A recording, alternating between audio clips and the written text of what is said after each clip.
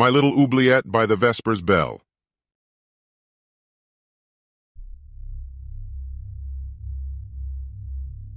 Entry 1.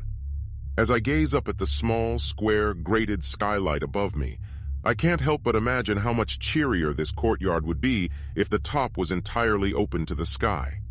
Or at least, I assume that I'm in a courtyard. What else could it be? I've become fixated on the details of the environment in which I have found myself, in the perhaps vain hope that they will yield some means of escape, or at the very least, revive some memory of how I got here. I am ensconced by 4 walls, each of them 4 stories tall, each plastered in off-white drywall. The top 3 floors have 6 narrow rectangular windows, though the ones on the corners have been drywalled over, I assume to accommodate a stairwell or elevator shaft or something of that nature. The windows are all dark, and I'm unable to see much through them from my position on the ground, just the occasional flicker of light that could be anything. There are no windows on the ground floor, no doors either. Lacking any memory of how I ended up in here is one thing, but the absence of any obvious mode of entrance is quite another. Was I lowered in through the skylight? Did someone remove and immediately replace a window pane? Is there a hidden trap door somehow concealed beneath the seamless concrete floor? The floor doesn't even have a drain, which is peculiar because I'm sure there's not any glass in the skylight above me. It's just a steel grate, with nothing to keep precipitation or other detritus from falling inside. The ceiling in particular is just peculiar. It's white drywall with a skylight in the middle and 2 concentric perimeters of tiny plastered-over squares. They're like the plastered windows, but smaller. Too small to be windows themselves, surely. I can't quite imagine what function they once served, or may still serve. There are 4 main lights in the ceiling, several smaller ones, and multiple small indentations which may be lights as well. Each wall also has a pair of lights between the 3rd and 4th floors, but the daylight pouring in through the skylight is my principal source of illumination. I assume it's daylight at any rate. I can't actually see the sky through the skylight, just what I think must be daylight. I hear nothing of the outside world. No wind, no birds, no voices, no traffic, nothing at all. And that's it. That's all I can say for certain about this place, this prison that I find myself in. No, not a prison, a dungeon, an oubliette. Contemplating the skylight above me has dredged that word from the recesses of my memory, a word which means to be forgotten, ironically enough. Oubliettes were holes built within medieval castles, too deep and narrow to climb out of. A prisoner would be sealed into one and left to slowly perish. My little oubliette is far more spacious than the ones found in an old torture chamber, but I am nonetheless convinced that that is what it is. I must have been thrown in from the grate, which perhaps explains my lapse in memory.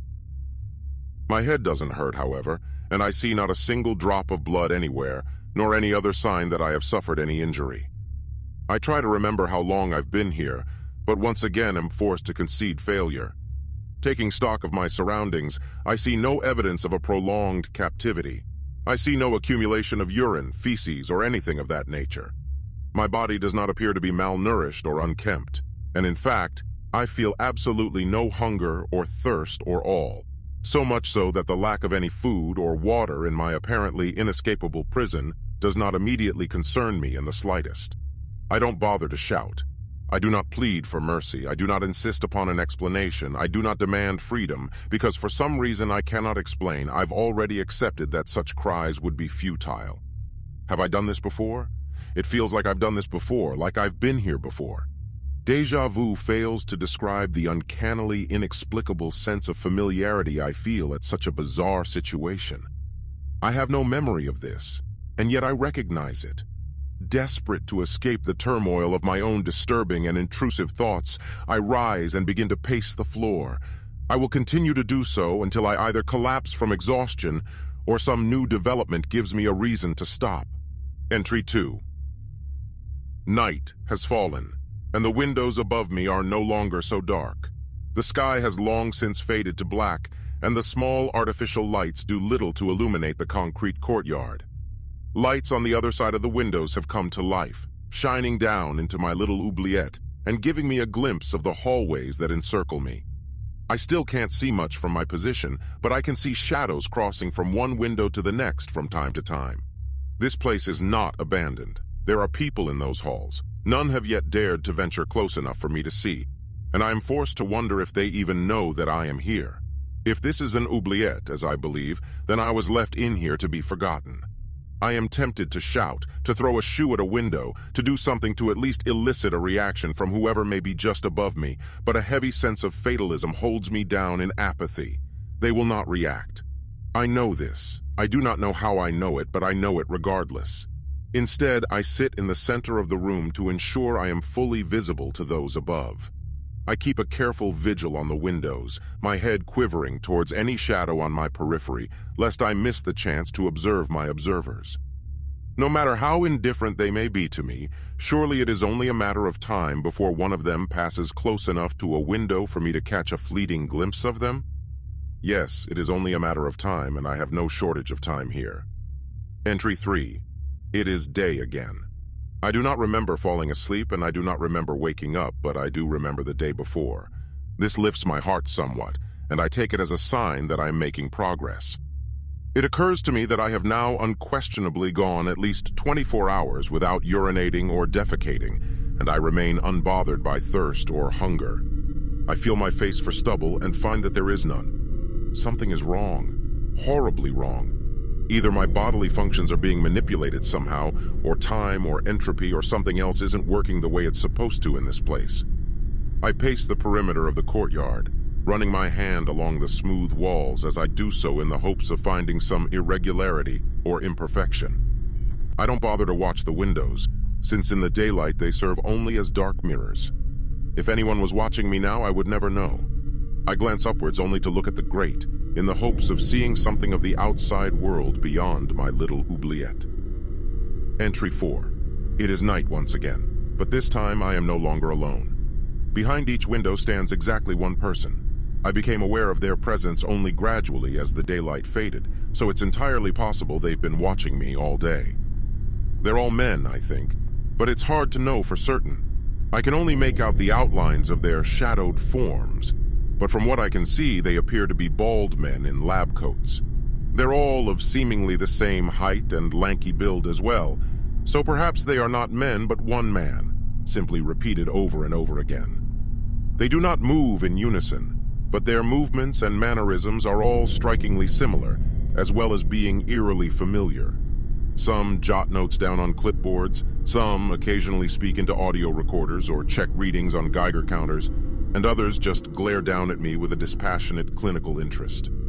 They've made no attempt to try to communicate with me, and I've made no attempt to communicate with them.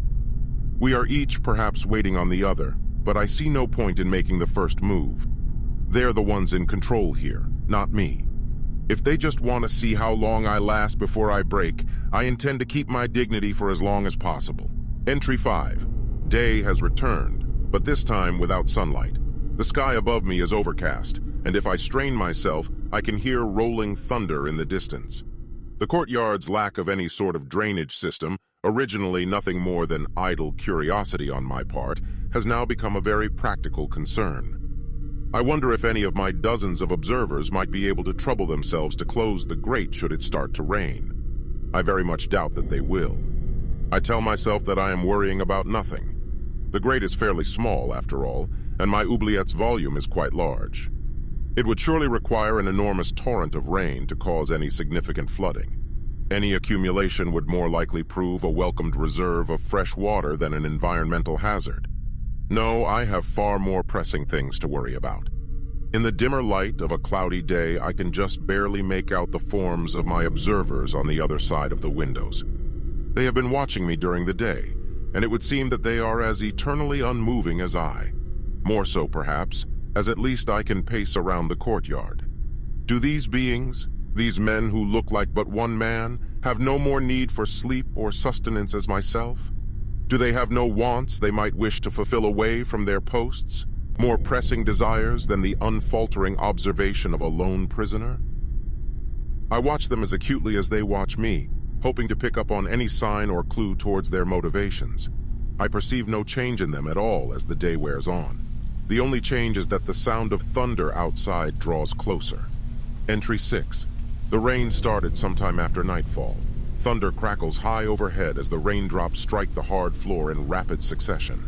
I can barely see it, for my Little Oubliette is far darker now than on previous nights, but I cannot help but hear the incessant inundation.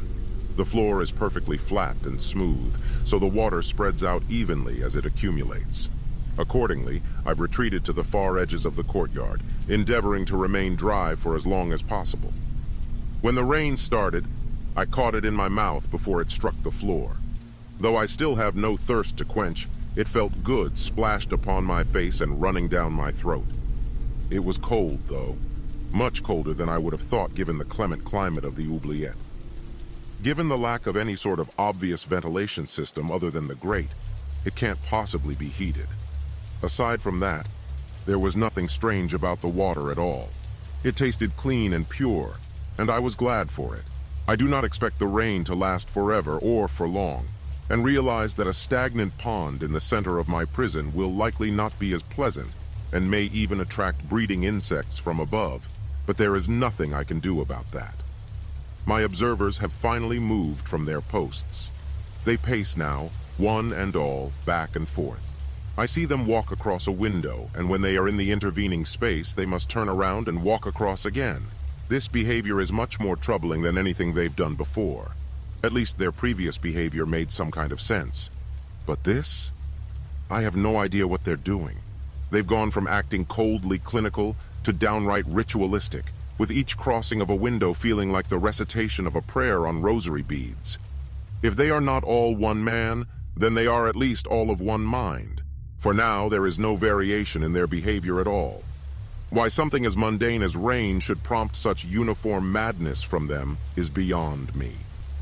Despite this, they still keep their gaze fixed upon me when they cross a window, and their movements are synchronized so that there is always at least one set of eyes upon me at all times. Slumping against the wall, I bury my head in my knees and wait for the rain to stop so that this bizarre ritual can be over. Final entry. The rain never stopped. As the night wore on, the downpour only grew in intensity, and the water level in my prison grew faster and faster. It is now the next day at least, but the blackened sky has left me with no way to measure time. The water remains inexplicably freezing, and I've been treading it for hours on end. I shiver uncontrollably, borderline hypothermic and exhausted, but some hope for survival still remains. The water has risen so high that I am now able to reach the first floor of windows. With no other choice, I bang upon them with what remains of my strength, screaming at my observers to have mercy and to let me inside. I can see them clearly now, my observers. They've stopped pacing and now stand right up against the windows, clearly backlit in my storm-darkened oubliette. They're me, hairless, half-starved, and half-dead, but me, nonetheless. I am sure of it. I bang on one window and they bang on all of them. Everything I say to them, they repeat backwards. I'm so horrified and repulsed by these sickening caricatures of myself that I can't even begin to fathom an explanation. I don't want to understand. I just want to live. Try as I might, I cannot break the windows any more than I can convince my morbid doppelgangers to open them. I swim back out into the dark waters and look up towards the grated skylight above, my final hope. If the water is rising and rising ever faster, then perhaps I can last long enough until it's high enough for me to reach the grate. I'm already freezing and weary, but if I don't need food or water in this place, then why should I need warmth or rest? I lack the strength to break glass, but perhaps I can bend steel as a virtual tidal wave beats down upon me. I just have to keep treading. I just have to keep my head above water. I've lasted this long already. Surely I can last just a little bit longer to make it to the grate. Just a little bit longer. That's all I need. Just a little bit longer. Hey, thank you for checking out my channel. Be sure to subscribe and turn on post notifications to be notified when new videos come out. If you have a story you would like me to read, check out the description for my contact information.